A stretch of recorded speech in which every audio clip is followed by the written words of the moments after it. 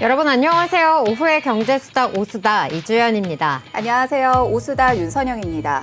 네, 간밤 발표됐던 이 미국의 8월 PPI는 전월 대비 0.2% 오르면서 예상치에 부합한 수준을 나타냈습니다. 하지만 신규 실업수당 청구 건수가 증가세를 보이면서 아직까지 좀 고용에 대한 불안감은 남아있는 그러한 상황인데요. 그래도 3대 지수는 이 기술주 중심의 강세가 나타나면서 일제히 오름세를 나타냈습니다. 업종별로 살펴보면은 전일 뉴욕 증시에서는 모든 섹터가 상승을 한 가운데 커뮤니케이션과 경기 소비재 그리고 에너지 섹터가 상대적으로 강세를 보였습니다. 이로 인해서 나스닥과 S&P 500 지수는 4거래일 연속 상승세를 이어가는 모습 보이기도 했는데요. 이번 주 좀 가장 큰 특징이라고 한다면은 엔비디아가 16% 가까이 오르면서 이렇게 미증시의 상승을 견인했다고도 볼 수가 있겠습니다. 우리 시장은 추석 이후에 발표될 BOJ의 이 통화 정책과 그리고 또 FOMC 발표를 앞두고 경계 심리가 나타나면서 상승폭을 일부 반납할 것이다. 이러한 가능성이 제기되기도 했었는데요. 오늘 양시장은 상승 출발을 했지만 또 낙폭을 키우면서 마이너스권으로 접어들었다가 또 현재는 강보합 수준에서 움직임을 보이고 있습니다. 네, 우리 시장 오늘 사실 조금 아쉽습니다. 긴 명절 연휴로 관망세 보이면서 다소 주춤한 모습인데요. 그래도 상승 종목들 많은 모습이고요. 오후로 접어들면서 상승 전환하고 있습니다. 현재 코스피가 2,575선, 코스닥은 732선에서 거래 중이고요. 오늘 코스피 수급은 외국인이 매도 우위, 개인과 기관은 사들이고 있고 코스닥은 외인과 기관이 같은 포지션에서 물량 덜어내고 있습니다. 자, 오늘 자동차 업종이 크게 올라갑니다. 현대자동차 가 미국 제너럴 모터스와 협력을 추진한다는 소식에 부품주까지도 동반 상승하는데요. 현대위아, HL만도, 한우시스템도 모두 강세 보이는 가운데 현대모비스도 흐름이 좋고요. 현대차도 추가 상승하면서 현재 24만 7천 원에 거래되고 있습니다. 딥페이크 관련주도 계속해서 좀 눈에 띄고 있습니다. 마이크로소프트와 오픈 AI 등 주요 인공지능 기업들이 이 딥페이크의 이미지 확산을 막기 위해서 AI 학습 데이터에 이 나체 이미지를 제거하기로 서약했다라는 소식에 관련주인 센즈랩과 SP소프트, 플랜티넷이 강세를 보이고 있고요. ICK도 3% 가까운 상승세 보이고 있습니다. 자, 마지막으로 오늘 장에서 가장 핫한 종목이죠. 경영권 분쟁으로 고려 아연이 20% 넘는 강세 보이는 가운데 영풍 그룹주들도 시세 분출하고 있습니다. 계속해서 오후의 경제수다와 시장 흐름 짚어보겠습니다. 네, 오늘의 오수다는 시장에 대한 테마와 이슈를 집중 분석해보는 마켓나우 앵커들의 수다와 또 세종대학교 경영학부 김대종 교수님과 함께하는 이슈경제 등 다양한 수다 주제들이 준비되어 있습니다. 네, 또 오늘 시장 마감 전 짚어보는 우리 시장의 특징적 흐름 분석도 준비되어 있으니까요. 끝까지 함께해 주시기 바랍니다. 아울러 본방송에서 제공하는 정보는 투자 판단에 대한 조언일 뿐 해당 주식의 가치와 상승, 하락에 대해서는 보장하지 않습니다. 네, 그럼 오후의 경제수다 오수다 본격적으로 시작하기 전에 오늘 장에서 어떠한 종목들이 또 투자자들의 뜨거운 관심을 받았는지 알아보는 시간이죠. 이 시각 특징주 시황센터 연결해서 알아보도록 하겠습니다. 김희주 캐스터 나와주세요. 네, 시청자 여러분 안녕하세요. 이 시각 특징주 탑5 시간입니다. 오늘 장에서 인상적인 흐름 보인 5가지 종목 모아서 알려드리는 시간인데요. 먼저 첫 번째 종목 보겠습니다. 네, 첫 번째 종목은요, 옵티코어입니다. 네, 옵티코어 오전 장부터 강세 흐름 보였는데요. 오늘 옵티코어는 국내 글로벌 IT 서비스 기업으로부터 20억 규모의 AI 데이터 센터용 광트랜시버 공급 수주에 성공했다고 밝혔습니다. 이 공급 계약을 체결했다는 소식이 오늘 주가에 긍정적인 영향 준 것으로 보여집니다. AI 데이터 센터용 400기가와 800기가 고속 광트랜시버에 대한 제품 검증을 성공적으로 완료하면서 수주한 이번 초도 수주 금액은요.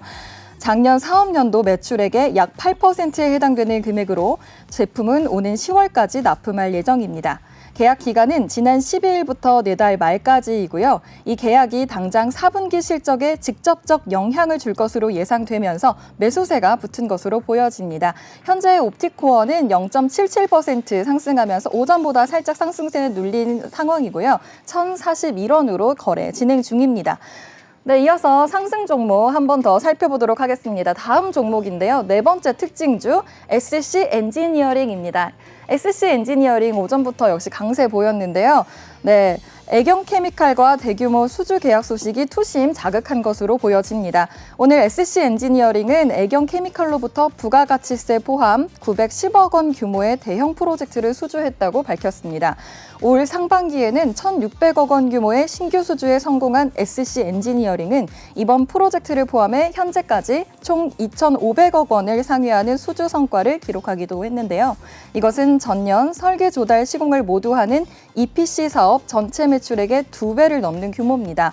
애경케미칼의 울산 공장 내 추진하는 이번 프로젝트는 슈퍼섬유 아라미드의 핵심 원료인 TPC를 국내 최초 양산하기 위한 플랜트 건설 사업입니다. 지금 말씀드린 아라미드는 강철보다 가볍고 단단하면서 열에도 강한 소재인데요. 5세대 광케이블, 전기차, 타이어, 항공 우주용 소재 등에 사용하고 있습니다. 이 아라미드 수요가 전 세계적으로 급증하고 있는 가운데 핵심 원료인 TPC 역시 수요가 같이 늘고 있는 것이죠. SC 엔지니어링은 이번 사업에서 설계 조달 시공을 모두 하는 EPC 전 과정을 수행할 예정입니다. 오전부터 강세 흐름 보였던 SC 엔지니어링은 살짝 눌리면서 현재는 2.82% 상승하면서 1,638원에 거래 중입니다. 네, 다음 특징주 한번 살펴보도록 하겠습니다. 3위 특징주, 앞타이머 사이언스입니다. 네, 앞타이머 사이언스 역시 오전부터 급등 흐름세 보여주고 있는데요. 어제 앞타이머 사이언스는 간암 관련 항암 효과를 보이는 치료 물질에 대해서 중국 특허청으로부터 특허 등록이 결정됐다고 밝혀졌는데요. 해당 특허는 미국, 유럽, 일본에도 출원을 진행해서 각국 특허청에서 심사 중입니다. 특허가 등록된 물질은 GPC3로 발현 간암세포에 특이적으로 약물을 전달해 항암 효과를 나타내는 치료 물질인데요.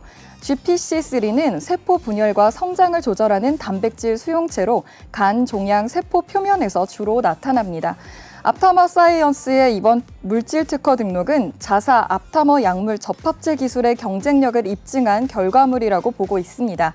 해당 특허는 간암 외에도 비소세포암, 담도암, 췌장암 등 GPC3가 발현되는 암종으로 확장될 가능성도 있습니다. 간암 관련 항암 효과를 보이는 치료 물질에 대해 중국 특허청으로부터 특허 등록이 결정됐다는 소식에 어제에 이어 투심 자극한 것으로도 보여지는데요.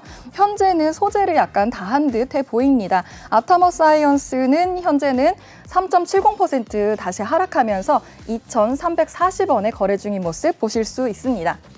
네, 다음 종목 이어서 보도록 하겠습니다. 2위 특징주, 현대차입니다. 현대차, 강세 흐름 보이고 있습니다. 미국 제너럴 모터스와 협력 관계를 맺는다는 소식이 주가를 끌어올린 것으로 보여지는데요.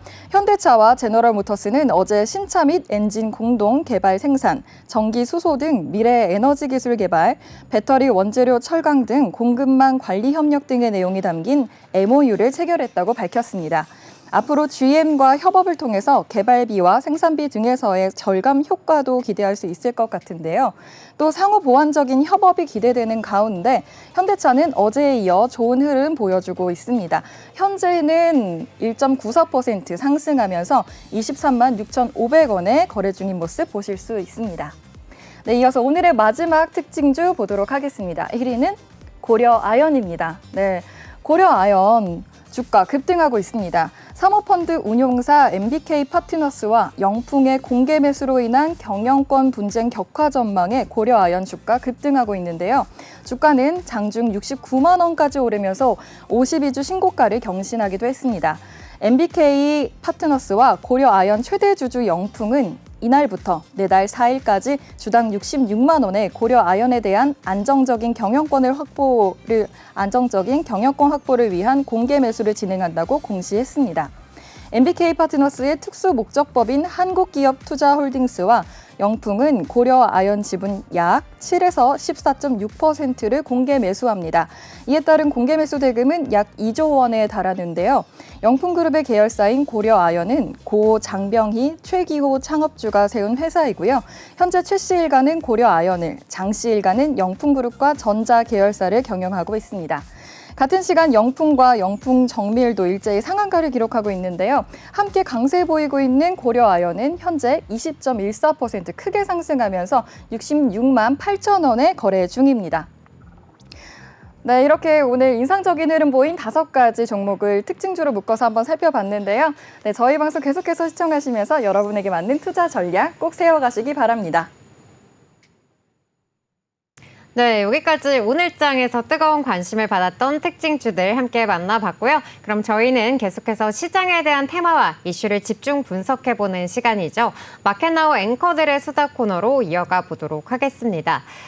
이 전 세계적으로 아직까지 좀 K-팝의 인기는 계속되고 있는데 또 이에 반대되게 좀 엔터주들은 아직까지 좀 지지부진한 흐름을 보이고 있습니다. 우리가 이 지난해 11월이었죠. 이 JYP 엔터의 이 최대 주주인 박진영 씨가 한 경제 유튜브 방송에서 지금이 굉장히 좋은 타이밍이다. 좀 저한테 여윳돈이 있다면 당장 우리 회사 주식을 살 거다. 이렇게 좀 발언을 하기도 했었는데요. 네. 이 당시에 이 JYP 엔터의 주가는 92,000원대였는데 이후에 좀 박진영 씨는 실제로 또 50억 원을 들여서 이 JYP 엔터 주식을 장내 매수하는 모습을 보이기도 했습니다. 이러한 모습에 영향을 받아서 이 당시에 좀 JYP 엔터 주식을 또 포트폴리오에 담아보신 분들도 네. 아마 많이 계실 것 같은데요. 하지만 이러한 분들 지금 좀 실망하거나 좀 후회하거나 이런 분들이 좀 많이 계실 것 같습니다. JYP 엔터의 주가는 43,000원대로 현재는 좀 반토막이 난 그런 상태인데요. 또 지난 9일에는 52주 신저가를 기록하기도 했습니다. 박진영 씨의 이런 매수 발언 후에 10개월 가까이 좀 다른 주요 엔터테인먼트사가 같이 좀 주가가 함께 내려가는 모습을 나타냈는데요. 이 하이브의 주가는 연초 대비 31% 하락을 했고요. 또 SM과 YG 엔터는 같은 기간 각각 40% 그리고 36%대 하락세를 기록했습니다. 아마 지금 박진영님께서 계속 유지를 하고 계시다면 가장 많이 네. 또 속상해하고 계시지 않을까라는 생각이 듭니다. K-팝의 글로벌한 인기는 여전하고요. 미국 경제 매체 CNBC가 스트리밍 회사인 스포티파이를 인용해서 2018년 이후에 K-팝 스트리밍 횟수가 미국, 동남아, 유럽, 인도 전 세계적으로 계속해서 상승하는 추세라고 밝히기도 했습니다. 그런데 주가는 왜 이 모양일까 하는 생각도 드실 것 같은데요. 당연한 얘기일 수 있지만 실적 자체는 그다지 좋지는 않았습니다. 먼저 JYP의 2분기 영업이익은 93억 원으로 작년 같은 기간과 비교를 해봤을 때는 80% 가까이 쪼그라들었기 때문에 실적이 굉장히 다운됐다라는 게 눈으로도 보이실 것 같고요. 하이브와 SM의 2분기 영업이익도 각각 작년보다 얘기해 주신 대로 30% 넘게 줄었는데 그중에서 눈에 띄는 게 또 YG입니다. YG는 무려 110억 원의 영업 손실을 보였습니다. 자, 여기에 사실 실적을 제외하고도요, 이렇게 엔터주들은 스타들이 군입대를 해서 공백이 생기거나 또 오너 리스크라거나 여러 가지 이슈들이 생길 때마다 이렇게 좀 휘청이는 모습을 바로바로 보여줬었습니다. 그리고 또 가장 최근에 대표적으로 보일 수 있는 게 또 하이브를 들 수가 있는데요. 대장주잖아요, 엔터주에. 그렇죠. 가장 좀 얘기가 많고 시끄러운 곳이 지금은 하이브인 것 같습니다. 뉴진스 멤버들이 이번 주였죠. 하이브를 상대로 민희진 전 대표의 복귀를 좀 요구를 하기도 했었고요. 또는 그동안 하이브 소속사 내에서 겪었던 여러 가지 불합리한 이런 불만들을 토로를 하다 보니까 팬심을 자극했을 수도 있고 또 투자자분들이 바로 이렇게 또 주가가 변동이 되는 흐름을 보이기도 했었습니다. 자, 이렇게 하락세를 보이는 엔터주들을 볼 때마다 앞으로는 괜찮을까 또 투자자분들이 이런 생각이 계속 드실 것 같거든요. 네, 맞습니다. 저도 하반기에는 이 엔터주들이 좀 올라올 것이다 이러한 리포트들도 봤었는데 아직까지는 좀 그러한 모습이 나타나지 못하고 있는 것 같아요. 특히나 이 대장주인 또 하이브의 약세가 최근에는 말씀해 주셨던 대로 좀 가장 눈에 띄고 있는 모습입니다. 하이브와 또 어도어의 경영권 분쟁 당시에 이 하이브의 주가는 하루 만에 7.8% 하락을 했고요. 또 최근에는 이 BTS의 슈가죠. 이 전동 스쿠터 사건 이후에 또 6.3% 하락하는 모습을 보이면서 휴먼 리스크에 굉장히 민감하게 좀 반응하는 모습을 보였습니다. 그래도 하이브를 제외한 엔터주들은 조금이나마 반등을 보여주고 있는데요. 이러한 상황 속에서 여전히 좀 닫혀있는 중국 시장 역시도 좀 악재가 되고 있습니다. 최근에는 이 K-팝 수익 모델이 굉장히 한계가 있다 이러한 지적들 종목들도 함께 나오고 있는데요. 전통적으로 이 앨범 판매가 K-팝 엔터테인먼트사들의 매출의 상당 부분을 차지하고 있었기 때문에 앨범 판매의 약화가 이렇게 실적 부진으로 이어졌다는 분석이 나오게 된 겁니다. 특히나 이 중국향 앨범 수출 데이터가 역성장하기 시작한 거는요. 작년 6월 이후로 해서 나타났다고 하는데요. 이 이후로 해서 엔터주의 주가는 지금까지 좀 회복을 하지 못한 채 계속해서 힘든 시간을 보내고 있습니다. 멀티플 역시도 역사적 하단에 위치해 있다라고 하는데요. 그래서 이렇게 좀 K-팝 시장에서는 또 다른 이런 돌파구들을 좀 모색을 하고 있는 것 같습니다. K-팝 시장에서는 음반 판매량을 끌어올리기 위해서 앨범 자켓 사진을 다르게 한다거나 또 다른 종류의 뭐 포토나 카드, 포스터를 넣어서 좀 원하는 포토카드가 나올 때까지 팬들이 앨범을 계속 살 수 있게 하는 그러한 판매 전략을 또 구사를 하고 있다고 하고요. 그리고 이 앨범 안에다가 팬 사인회 응모권을 또 넣어가지고 앨범을 많이 사면 당연히 좀 사인회에 참석할 수가 없죠. 그러면. 사인회에 참석할 수 있는 확률이 높아지기 때문에 또 이러한 전략도 좀 펼쳐내고 있는 그러한 상황입니다. 이 때문에 또 미국 빌보드지에서는요, 이 같은 이 K-팝 앨범 판매 문화를 두고서 이 한국의 음반사들이 마치 좀 복권을 판매하는 것 같다. 또 이러한 이야기를 내놨다고 하더라고요. 그래서 이러한 마케팅 전략에 대해서 좀 지적하는 그러한 목소리들도 나오고 있는데요. 실제로 이 앨범 판매가 이 공연과 또 다른 분야보다 좀 원가율이 낮기 때문에 엔터테인먼트 회사들이 좀 선호할 수밖에 없다고 합니다.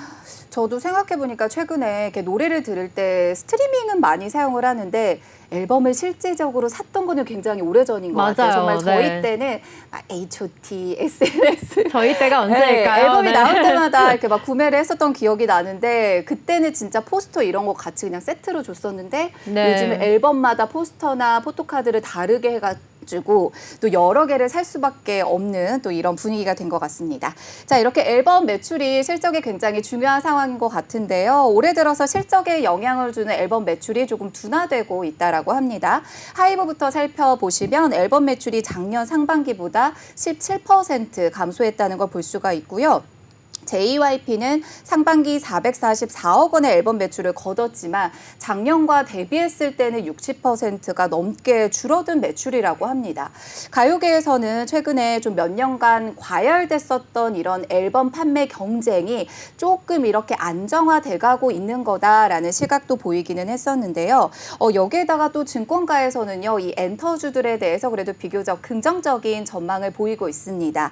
아무래도 최근에 올 들어 7월까지는 앨범 수출액이 1억 6,130만 달러로 작년과 비교를 했을 때 같은 기간 소폭 증가를 했는데요. 또 내년에는 본격적으로 이제 대형 기획사들에서 많은 컴백들이 기다리고 있기 때문에 올해 4분기부터는 다시 주가가 반등할 수 있을 거다라는 또 전망이 함께 나오고 있습니다. 네, 그리고 지난달까지만 해도 우리가 또 올림픽이 있었잖아요. 이런 국제적인 행사로 인해서 또 이런 컴백들도 좀 미뤄졌다고 하고 그래서 좀 4분기를 기대해 봐야 된다. 이러한 이야기들도 나오고 있더라고요. 엔터주들 좀 아무래도 올 초보다 좀 부진한 모습이지만 그래도 대장주인 이 하이브는요. 내년에 이 BTS 완전체를 바라보면서 2026년 예상 영업이익은 약 5천억 그리고 예상 기업 가치는 10조 원에서 15조 원 수준이라는 분석도 나오고 있고요. 엔터주에 대한 이런 증권가들의 긍정적인 전망과 더불어서 또 이미 주가 조정을 거쳤다. 이러한 이야기도 함께 나오고 있습니다. 하반기에는 좀 이 분석대로 좀 반등할 수 있었으면 좋겠습니다. 그럼 저희는 이어서 다음 주제로 넘어가 보도록 할 텐데요. 2년 만에 이 배럴당 70달러가 무너져 내리면서 국제유가와 관련한 이야기들도 참 많이 나오고 있습니다. 국제유가가 연일 좀 폭락하는 모습을 보이면서 주식시장도 함께 영향을 받는 모습인데요. 유가 하락이라면은 우리가 사실 일반 소비자들 입장에서는 그러면 우리가 주유소에 갔을 때 기름값이 내리는 게 아닌가 이런 생각이 들면서 좀 좋은 게 아닌가 이런 생각이 들기도 하는데 또 이렇게 마냥 좋은 것이 아니라 수익성이 악화되는 업종과 또 반대로 비용 절감 효과로 주가 상승이 기대되는 업종 이렇게 좀 나눠진다고 할 수가 있겠습니다. 양날의 검 같은 이 국제 유가 좀 우리가 얼마나 떨어졌다고 볼 수 있을까요? 네, 아마 일단 러시아 우크라이나 전쟁의 시작으로 좀 거슬러 올라가야 될 것 같습니다. 시간이 되게 빠르다고도 느껴지고요. 전쟁이 되게 오래됐다고도 느껴지는 게 벌써 2022년 6월로 거슬러 올라가게 되더라고요. 러시아 우크라이나 전쟁이 한창일 때 그때 유가가 굉장히 많이 치솟아서 올라갔었죠. 120달러 선까지 올라갔었는데 최근에 무려 60달러 선까지 거의 반토막이 났다고 볼 수가 있습니다.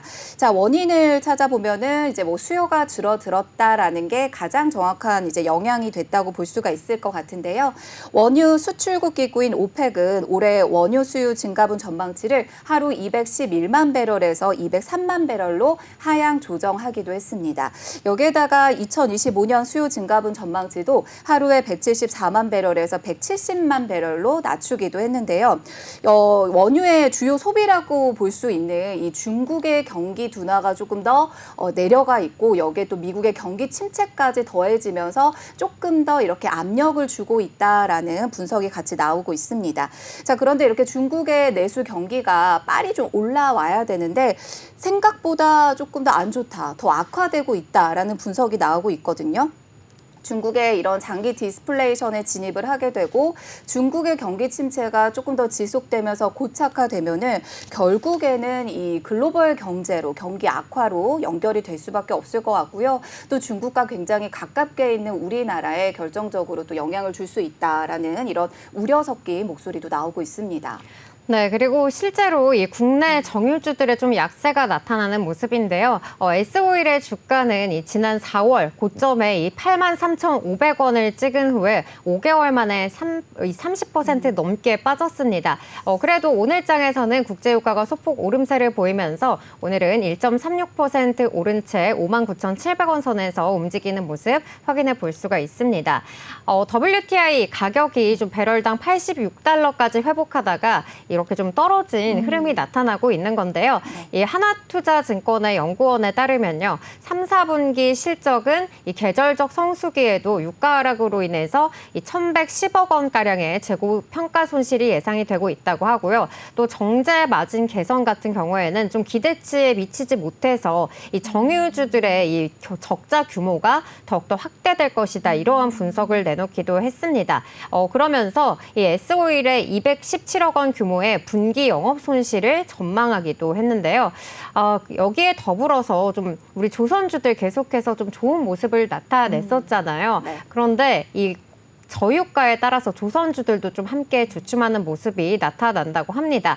21만 원을 넘었었던 이 HD 한국조선해양의 주가가 현재는 좀 17만 원대까지 떨어지기도 했었고요. 또 한원오션 같은 경우에는 지난달 말에 52주 신고가를 경신한 이후에 계속해서 좀 하락세를 보이고 있다고 합니다. 그래도 오늘 이 HD 한국조선해양 같은 경우에는 또 3분기 매출액이 잘 나왔더라고 하더라고요. 그래서 오늘 장에서는 또 일부 상승하는 흐름도 보여지고 있습니다. 하지만 이렇게 유가의 하락은요, 또 고부가 가치 선박 발주를 줄일 수가 있기 때문에 조선사에는 악재로 인식이 되고 있습니다. 이렇게 조선주, 그다음에 뭐 정유주에서는 유가 하락이 조금 슬픈 원인이 되고 있는 것 같은데 반대로 이렇게 항공주와 물류 관련주는요, 이 유가 하락에 조금 웃을 수 있지 않을까 싶습니다. 자, 2분기, 4분기 항공사들의 영업 비용 부담이 커지더라고요. 최근에 유가 하락과 환율 하락 덕분에 오히려 좀 우려했던 부분들을 경감할 수 있게 됐다라는 의견들이 나오고 있습니다. 여기에 3분기, 4분기 실적에 대한 기대치도 있는 상황이고요. 항공주에 대한 투자 심리도 점차 우호적으로 변할 수 있을 것이라는 전망이 함께 나오고 있습니다. 자, 여기에다가 지금 뉴스에서 보면은 어제부터 벌써 인천공항이 인산인해로 난리가 났다고 합니다. 네. 이런 추석 같은 명절은 또 항공주에 있어서는 굉장히 특수한 성수기가 되기 때문에 또 이런 성수기를 또 기대해 볼 수 있을 것 같고요. 10월 달에는 여러분 달력 보셨을까요? 또 징검다리 휴가가 있기 때문에 여러 가지 특수를 또 반사 수혜를 기대해 볼 수가 있을 것 같습니다. 자, 유가 하락 소식에 CJ 대한통운도요. 주가가 좀 오르는 상승세를 보이기도 했었는데요. 유가 하락으로 이 물가와 소비 심리, 아까 주연 씨께서 얘기해 주셨던 대로 물가가 내려가면 이제 전반적으로 소비를 좀 하고 싶다는 이런 심리가 누그러뜨려지는 분위기가 있다고 하기 때문에 또 긍정적인 영향도 함께 볼 수 있을 것 같습니다. 자, 이렇게 저유가로 수혜를 볼 수 있는 업종들을 저유가가 지속된다면 조금 관심권에 두는 것도 좋지 않을까 싶더라고요. 네, 맞습니다. 이 메리츠 증권 연구원에 또 따르면요, 과거 이 연방준비제도가 금리 인하를 하던 이 초기에는 철강이나 또 원유 등 글로벌 원자재 가격이 펀더멘탈에 따라서 하락하는 경향을 좀 보였다고 밝히기도 했고요. 또 이번에는 중국 부동산 투자가 급격하게 감소를 하면서 원자재 가격 하방 압력이 가중되고 있다는 분석도 함께 내놨습니다. 내년에는 유가 하락폭이 그래도 지금보다는 좀 완만하게 진행될 것이라는 예측도 나오고 있는데요. 내년부터 좀 구조적인 저유가 시대가 올 것이다. 이러한 전망들이 함께 나오고 있습니다.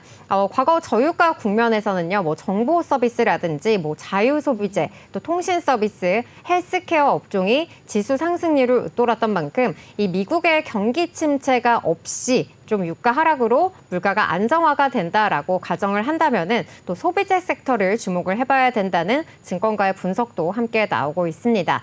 네, 여기까지 저희는 또 국제 유가와 관련한 이야기들 함께 살펴봤고요. 그럼 마지막 주제로 넘어가 보도록 하겠습니다. 아무래도 이번 주는요, 우리 미국 대선에 따라서 굉장히 또 많이 증시에 영향이 미치는 모습들이 나타나고 있는데요. 해리스 후보가 조금 더 우세한 모습을 보이면서 뭐 2차 전지나 신재생, 마리화나 이쪽으로의 투심이 살아나는 반면에 또 이 뭐라고 하죠? 이 트럼프 트레이드라고 네. 하죠. 네, 트럼프 관련주인 또 가상화폐나 이러한 다른 테마들은 또 하락하는 모습을 보이고 있습니다. 이 마지막 나눠볼 이 이야기도 역시 비트코인 관련한 이야기인데요.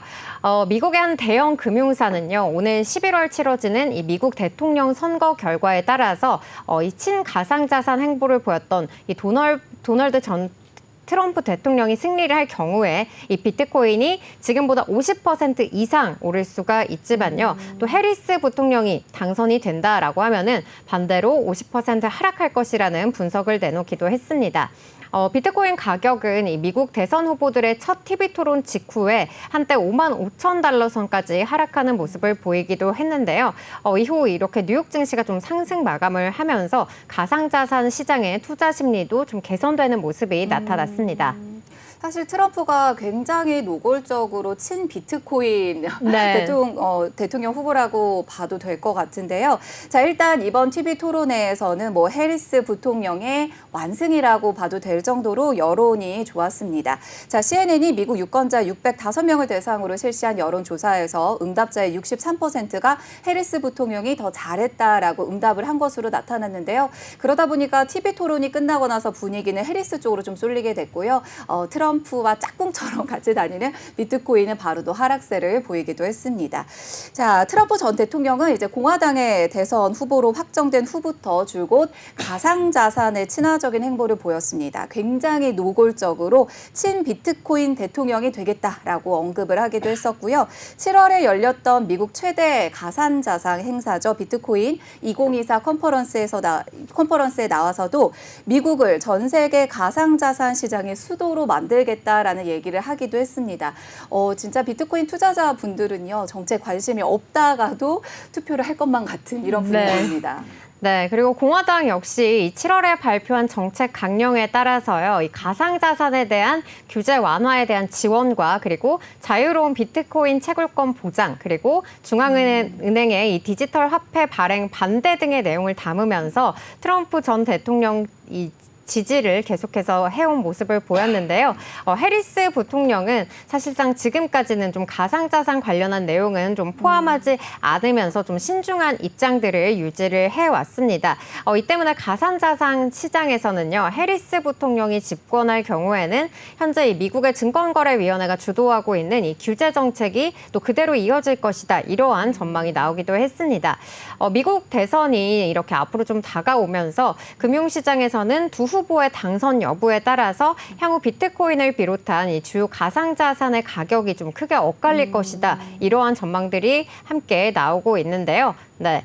네. 네, 그래서 현재 이제 보시면은 이제 해리스가 되면은 아래로 반토막이 떨어진다. 그다음에 트럼프가 되면은 위로 올라간다라는 얘기까지 나오고 있어서 조금 더 예의주시해서 봐야 될 것 같습니다. 네, 여기까지 저희 오늘 다양한 수다 주제들 함께 만나봤고요. 저희가 이렇게 여러 가지 이야기 나누는 동안에 9월 13일 금요일장 문을 닫았습니다. 그럼 다음 코너로 넘어가기 전에 시황센터 연결해서 오늘 마감 시황 살펴보도록 하겠습니다. 김보경 캐스터 나와주세요. 명절을 앞둔 우리 시장 나란히 상승 전환에 성공했습니다. 장중 다소 지지부진한 흐름이었는데요. 그래도 마감에 가까우면서 나란히 상승 전환에 성공한 모습입니다. 네, 간밤 미증시는 경제 지표가 무난하게 나오면서 금리 인하 기대감에 3대 지수 모두 상승 마감했는데요. 우리 시장은 명절을 앞둔 탓에 이런 수혜를 충분히 입지는 못한 것으로 보입니다. 먼저 코스피부터 살펴보시겠습니다. 코스피 전일 대비 0.12% 상승하면서 2,575선에 마감했습니다. 장중에는 하락세가 조금 짙었는데요. 마감에 가까워오면서 상승 전환해준 모습입니다. 코스닥도 함께 살펴보시겠습니다. 코스닥도 마찬가지로 마감에 가까우면서 상승 전환에 성공했네요. 0.26% 상승하면서 732선에 마감했습니다. 이어서 수급 상황 함께 살펴보시겠습니다. 먼저 코스피 수급 상황입니다. 오늘 외국인의 수급이 부재한 것이 다소 아쉬웠는데요. 외국인이 어제까지는 그래도 수급이 들어왔고 또 장 마감 이후에도 매수가 들어오면서 오늘도 매수가 좀 들어오지 않을까 기대감이 있었는데 오늘 또다시 매도로 돌아선 모습입니다. 9,361억 원 물량을 덜어냈고요. 개인과 기관이 각각 4,497억 원, 3,776억 원 순매수했습니다. 다음으로 코스닥 보시겠습니다. 네, 코스닥에서는 기관과 외국인 동반 매도 보였습니다. 기관 53억 원, 외국인 1,333억 원 매도했습니다. 개인 홀로 1,406억 원 순매수했습니다. 시총 상위 종목들 함께 보시겠습니다. 먼저 코스피 시총 상위 종목입니다.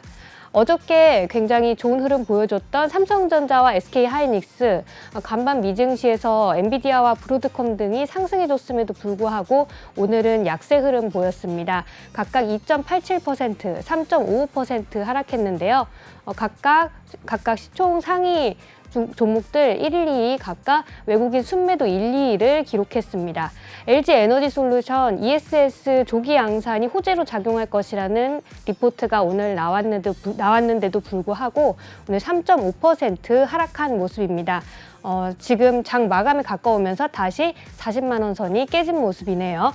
네, 삼성 바이오로직스 그래도 오늘 바이오주들이 시세를 주도해주는 흐름이었는데요. 1.96% 상승해줬습니다. 현대차도 GM과의 MOU 체결 소식이 전해지면서 오늘 2.16%나 상승하는 모습이었습니다. 다음으로 코스닥 시총 상위 종목들 함께 살펴보시겠습니다. 네, 코스닥에서도 바이오주들의 흐름이 좋았습니다. 알테오젠 1.11% 상승 마감했습니다. HLB도 3거래일 연속 상승하면서 1.13% 상승한 채 89,200원의 종가 형성한 모습입니다.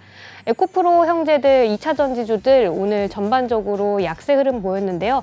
그래도 장 마감에 가까워오면서 에코프로 BM이 1.14% 상승 전환한 모습입니다. 에코프로는 0.39% 하락했고요. 엔캠도 마감에 가까워오면서 0.99% 강보합권으로 돌아와 줬네요. 네, 지금까지 마감 시황 함께 보셨습니다.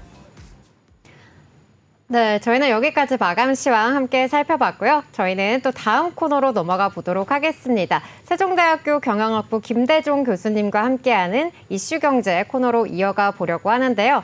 최근에 이 글로벌 철광석 가격이 2년 만에 거의 최저 수준으로 떨어졌습니다. 세계 최대 철강 수요처인 이 중국의 부동산 경기 침체가 계속해서 좀 이어지고 있기 때문이라고 하는데요. 네, 또 최근 월스트리트 저널에 따르면요. 철광석 국제 가격이 36%나 하락했다고 하는데요. 이와 관련된 자세한 이야기 세종대 경영학부 김대종 교수님과 나눠보겠습니다. 교수님 어서 오세요. 네, 안녕하십니까.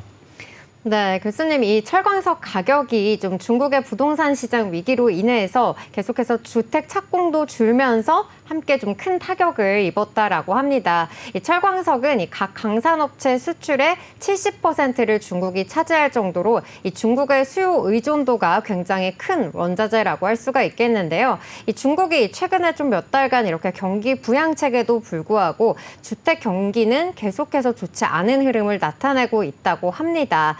이 때문에 좀 철광석 가격 요즘에 좀 이렇게 부진한 흐름을 겪고 있는데요. 교수님께서는 향후 철광석에 대한 전망 어떻게 보고 계실까요? 예, 지금 현재 굉장히 전 세계가 위기를 겪고 있습니다. 중국은 GDP의 30%가 부동산이 차지하고 있습니다. 지금 현재 중국의 미분양 아파트 6천만 채 정도 됩니다. 우리나라 국민이 5,200만 명이니까 한국 국민에게 다 한 개씩 나눠줘도 남을 정도로 지금 이제 집이 미분양 상태에 남아 있고 지금 그 중국에 대한 외국인 투자가 한 90% 급감을 하고 있습니다. 시진핑 주석이 30년 집권을 시작하게 되면서 과거에 중국은 전 세계 투자를 끌어받는 세계의 공장 역할을 했었는데요. 중국이 간첩법이 좀 발동이 되면서 외국인 투자는 마이너스 90%, 또 관광객은 마이너스 95% 급감을 했습니다. 대한민국에 진출했던 신세계그룹, 롯데그룹 전부 다 완전 철수를 했고요.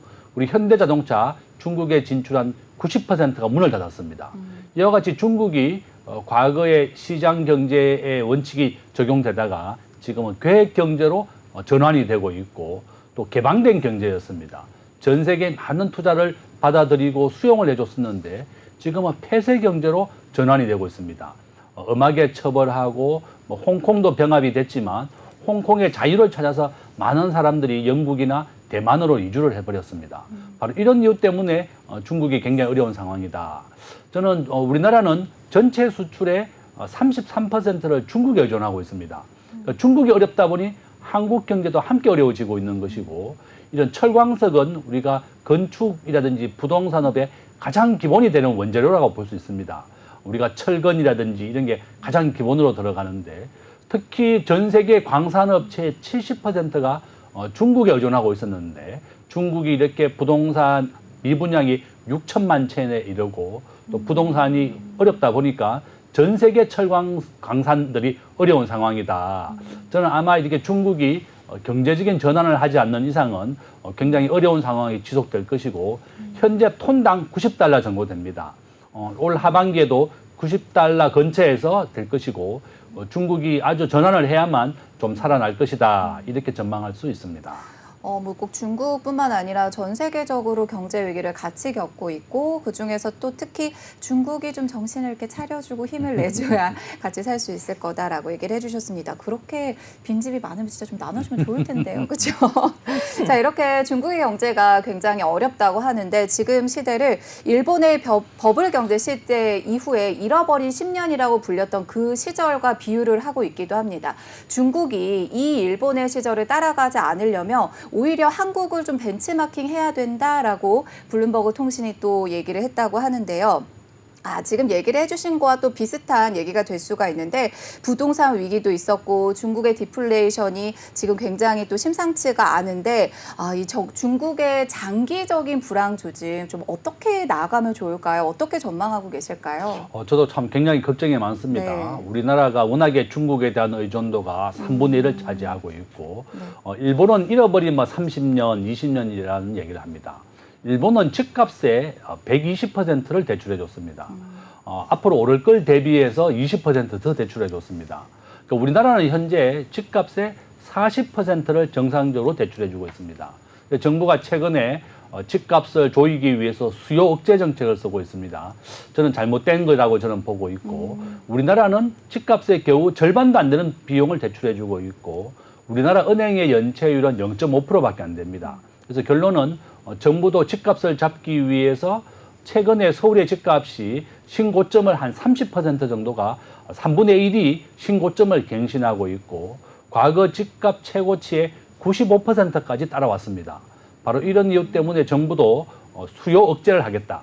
돈을 대출을 안 해줘서 집값을 잡겠다. 이런 정책을 하고 있는데 저는 문재인 정부 때 실패했습니다.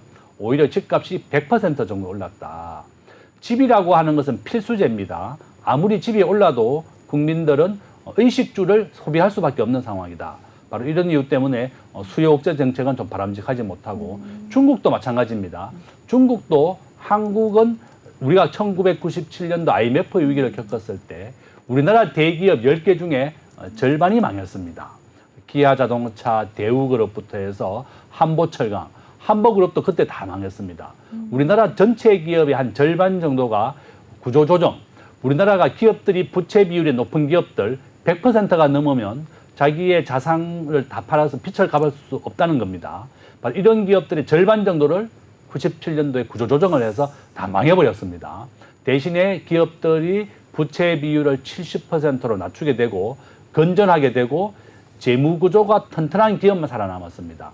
바로 이렇게 중국도 부실 기업에 대해서 계속 돈을 대주는 좀비 기업을 육성하는 것은 실패할 것이라고 하는 것이 바로 전 세계 경제가 지금 주목하고 있는 상황이고, 한국은 그 당시 97년도 IMF 위기를 극복하는 가장 좋은 방법이 IT에 대한 투자였습니다. 우리나라 모든 가정에 인터넷 전용선을 다 깔게 되었었고, 지금 현재 우리나라는 전 세계 어디를 가나, 한국에 어디를 가나 와이파이가 다 세계 최고입니다. 그래서 대한민국은 스마트폰 보급률 세계 1등, 통신 인프라, 전자정부 전부 다 세계 1등입니다. 바로 중국도 이런 장기 불황을 털어내기 위해서는 IT에 대해서 집중을 해야 되겠고, 또 부실 기업에 대해서는 좀 정리를 해서 더 이상 계속 대출로 살아남고 성장하는 그런 기업을 만들어서는 안 된다는 것이 바로 지금 제안하고 있는 것이다. 저는 중국도 이렇게 좀비 기업을 육성해서는 안 된다. 부실 기업에 돈만 들어가면 계속 부실이 확대되는 겁니다. 그래서 이렇게 좀 정리할 것은 좀 정리하고, 또 성장할 수 있는 분야의 IT 기업에 대해서는 해외 기업도 투자가 들어와서 중국 경제가 다시 성장할 수 있도록 시장 경제를 받아들이고 육성해야 된다. 이렇게 또 말씀을 드리겠습니다. 네, 그러니까 교수님께서는 현재 중국의 상황이 조금 선택과 좀 집중에 조금 더 해야 된다, 이러한 말씀해 주셨습니다. 그러니까 좀 IT와 이러한 미래 산업에 조금 더 집중을 해야 되고, 반면에 또 이런 부실 기업들은 정리를 해야 된다, 이렇게 말씀해 주셨습니다. 그리고 사실은 전 세계인들이 주목하는 이벤트가 바로 또 미국 대선이잖아요. 네, 지난 이 10일에 좀 이 해리스와 또 트럼프의 첫 미국 이 TV 토론이 있었습니다. 근데 이 당시에는, 이 전에는 이 바이든 후보가 사퇴하기 전에는 조금 트럼프 후보가 굉장히 좀 우세한 모습을 보였었는데요. 또 이번에는 굉장히 분위기가 좀 급반전된 그런 모습을 보였습니다. 실제로 이 지지율이요, 뭐 트럼프나 해리스나 좀 비등비등한 그런 모습을 나타내고 있다고 하는데요. 교수님께서는 이 미국 대선 좀 어떻게 흘러가게 될 거라고 보시고 계실까요? 지금 뭐 우리가 토론 TV가 저도 봤습니다. 이제 끝나고 난 다음에는 해리스가 한 2, 3% 정도 유리하다, 이렇게 보도가 나왔었고, CNN이라든지 이런 방송에서는 그래도 박빙이다. 미국의 중산층이라든지 백인 중산층이 지금 현재 급여를 받는 게 최저임금 수준입니다. 시간당 한 15달러에서 20달러 정도다. 그러니까 미국의 중산층 백인들은 굉장히 어렵습니다. 미국의 기준금리가 지금 현재 5.5%니까 본인들이 은행에서 대출받는 금리가 8%입니다. 한국보다 한 2% 정도 더 높은 수준으로 받고 있고, 본인들이 매일 번 돈으로 겨우 생활을 할 수 있을 정도로 어려운 상황에 놓여 있다. 그러니까 트럼프는 이렇게 미국의 어려운 백인들이나 중산층에 대해서 콘크리트 지지를 받고 있습니다. 바로 이런 이유 때문에 트럼프나 해리스에 대해서 어느 누구도 예측할 수는 없다고 저는 보고 있고, 우리나라는 이렇게 잘 적응을 대비해야 되겠습니다. 네. 트럼프가 당선된다면 네. 트럼프 대통령은 과거에도 주한미군 군단비를 한 6배 정도 요구를 했었고, 이제 우리가 크레이지 전략이다, 이렇게 얘기합니다. 미치광이 전략이라고 해서 방위비 분담금을 5배 이상 올려라. 이러면 이제 한국이 한 100% 정도 올려주는 그런 전략을 썼었고, 좀 해리스가 당선된다 그러면 지금 현재 바이든 대통령과의 현재 전략을 거의 다 유지할 것이다.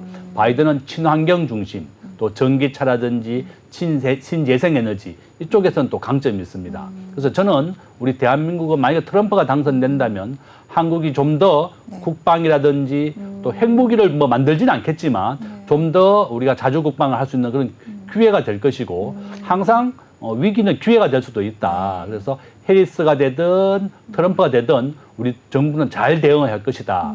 저는 아마 이런 추세로 간다 그러면 해리스가 좀 더 유리하다. 스위프트가 압도적인 지지를 선언했습니다. 한 1,000만 명 정도가 해리스에 대한 지지를 선언했고 만약에 20대 젊은 유권자들이 투표에 등록을 한다 그러면 해리스가 훨씬 유리하다. 유권자를 누가 많이 확보하느냐에 달려 있다. 저는 지금 현재 기준으로는 해리스가 한 2% 정도 유리하다. 이렇게 말씀을 드립니다. 진짜 열어봐야 알 수가 있을 것 같습니다. 얘기해 주신 거 예전에 되게 인상이 깊었었는데 트럼프가 되더라도 사실 또 이게 기회가 될 수 있고 우리가 또 이렇게 핵 잠수함을 만들 수 있는 이런 또 기회가 될 수 있다라고 얘기를 해주셨던 것 같습니다. 누가 되더라도 대한민국은 잘 대처를 할 수 있을 거다라고 얘기를 해주셨는데요. 이렇게 미 대선으로 전 세계가 굉장히 집중이 되어 있는데 다시 한번 좀 국내로 넘어와 보겠습니다. 요즘 국내 시장은 사실 또 이 부동산 관련해서 계속해서 얘기가 좀 나오고 있습니다. 공시가격을 시세의 90% 수준으로 맞추는 공시가격 현실화 계획이 폐지가 된다고 하는데요. 대신에 이 시세의 변동을 공시가격 산정에 적용을 하게 된다고 합니다. 그러니까 집값이 많이 오르면 공시가격도 오르게 되고 집값이 떨어지면 공시가격도 이를 반영을 하겠다라는 건데요. 여기에 더해서 최근에 또 야당에서는 이 부자감세에 대해서 이것도 이제 차등을 하겠다라는 얘기가 조금 나오고 있습니다. 부자감세 논란을 계속해서 피할 수가 없는 분위기인 것 같은데요. 어떻게 될까요? 집값 좀 괜찮아질까요? 부동산 전반 교수님께서 어떻게 보세요? 현재 우리나라 국민은 네. 전체 국민 5,200만 명이고 세대주 수 기준으로 하면 한 3,200만 명 정도 됩니다. 한 3천만 명의 세대주라고 볼 수 있는데 우리 국민 중에 집을 가진 사람과 안 가진 사람이 50대 50입니다. 절반은 집이 없는 사람이고 현재 우리나라 국민의 70%는 아파트에 거주합니다. 나머지 한 25%가 빌라라든지 주택에 살고 있고 나머지가 이제 오피스텔, 상가주택에 살고 있습니다. 그러니까 우리나라 국민들은 아파트를 가장 선호하는 국민이다. 우리나라 국민 자산의 80%가 부동산입니다. 그러니까 부동산이 우리나라 국민의 대부분의 자산이다 이렇게 볼 수 있고 노후 대비한다고 하지만 우리 국민들 은퇴할 때 되면 집 한 채 가진 것이 답니다. 그래서 현재 우리나라에서 1%의 부자의 기준은 순자산 기준으로 30억 원입니다. 강남 아파트가 지금 현재 평균 한 30억 정도 되니까 집 한 채만 가지고 있으면 부자가 되는데 순대출 기준이다. 저는 아마 정부가 최근에 수요 억제 정책, 대출을 안 해줘서 집값을 잡겠다고 했는데 저는 굉장히 위험하다고 봅니다. 우리나라는 대지의 아파트를 짓는데 한 평균 5년 정도 걸리고 재건축은 15년 정도 걸립니다. 그래서 가장 특수한 재화가 바로 아파트인데 이것은 공급하는데 최소한 5년에서 10년 정도 걸린다는 겁니다. 그러니까 문재인 정부 때 집을 꾸준하게 공급을 안 했기 때문에 지금 입주할 집이 없는 거예요. 그래서 부동산이 계속 오르는 겁니다. 그러니까 윤석열 정부는 꾸준하게 주택에 대해서 공급을 하고 시장 경제에 맡기는 것이 가장 좋은 정책이다.